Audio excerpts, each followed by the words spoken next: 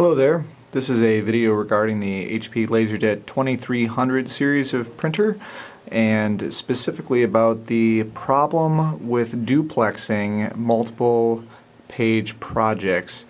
Specifically, this is a rather interesting issue because it involves the magnetic solenoids that are inside the printer and a issue with the adhesive that holds the noise-reducing bumpers in place here. Now, I'm not going to necessarily talk about how to get the printer to this state. There are plenty of guides available online for that, but this is just to talk about how to fix the issue with duplexing and jamming problems. So, what I want to point out here is that this printer is probably at least 5 or 6 years old. I don't know the exact date, and it was brought into us because it was jamming. Basically, these solenoids here help hold the gears in place. Sorry if that's a little bit blurry there. I'll try to back it out a little bit. Anyway, so these gears get held back and forth by these solenoids, which are little magnets down here.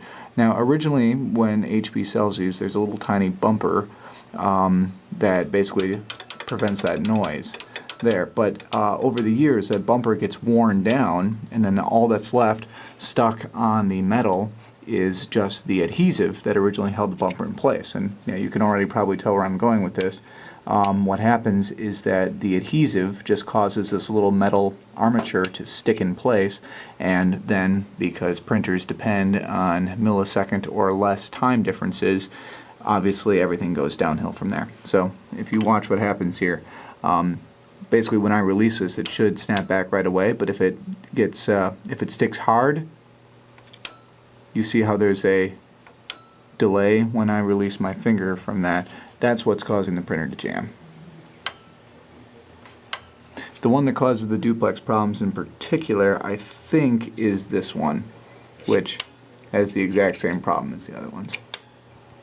So, we have to remove those solenoids. Once you have the solenoid removed, just one screw down there should do it. What you can do is remove the spring from the solenoid that holds the armature in place. And yeah, just to try to turn this into the light here, you can already see that there's all kinds of black gunk caked on the top and bottom there. That's the remainder of the bumper. So here's a bumper right there. And there might have been a little bit of one up there at the top as well. So here and here, we need to just get all of that stuff just rubbed completely off. You can replace it with something, maybe wrap some string or some sort of non-adhesive method, but really, for a printer this old, I'm just going to choose to leave it completely uncovered. It might make a little bit more noise, but at least we can be assured that this problem isn't going to happen in the future. So we go find some rubbing alcohol and a tissue and go to work on it. So as you can see here, we've removed all of the adhesive from the armature of the solenoid, and we've also taken it off the body of the solenoid. We can see how clean that is right there. No more of that black adhesive. Now, while I was doing this, I looked online, and it seems that, contrary to what I said previously, what we do want to do is actually take some kind of piece of plastic or some sort of magnetic resisting stuff and just stick it back on the place where the adhesive used to be. The reason for that is that a lot of times people just clean that off like I was planning on doing, and they don't replace it, and then there's a problem with residual magnetism from the solenoid. So it fires, it causes the metal to still be slightly magnetic, and then you have the same jamming and timing issues because, once again, all it takes is a microsecond of delay and then the printer will jam. So what I'm going to do is I'm just going to stick a little piece of tape back onto there, and I probably can't do that while I'm holding the camera, so I'll just demonstrate again when it's back. Now, as you can see, that's what it looks like with my little gray piece of electrical tape stuck on there. Now you can go ahead and put the spring and the screw back into the solenoid and hook it back in. Just be very careful when putting the spring back on there, because I would suggest doing it from this angle here, otherwise that spring is going to try to act like a rubber band and shoot off into far corners of your office, which has already happened to me twice now, so just be careful when hooking that back on.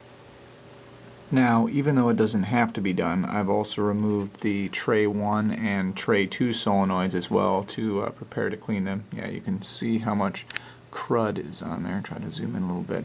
Yeah, that brown patch there, that's what is on all the solenoids, and that's what you need to remove because it gets really sticky with use. It doesn't feel as bad as the duplexer one was. But yep, that is the main cause of the sticking issue. So we'll get those cleaned off and hopefully things will work. Once you've taken care of the other two solenoids for tray 1 and tray 2, right before you put it back on, go on and give it a try. You should be able to press on the armature really hard and still not have it stick at all. So that should mean that, of course, the adhesive, thanks to the little electrical tape I put on there, it's not going to pose a problem, and we're not going to have any issues with residual magnetism either. By the way, if anybody knows where this part goes to, I think it fell off of the network card box at some point, so I don't think it's anything important, but if you know where it goes, please let me know. Thanks.